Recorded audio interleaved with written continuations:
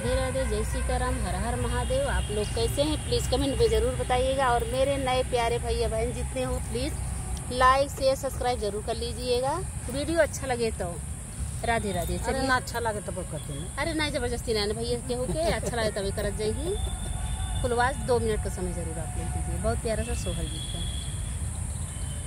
राजा जी चले हैं नहाने तो रानी से आरज करई, रानी से आरज करई हो।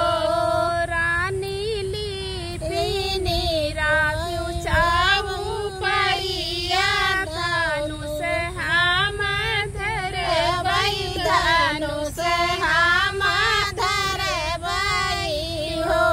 रानी लिपिनी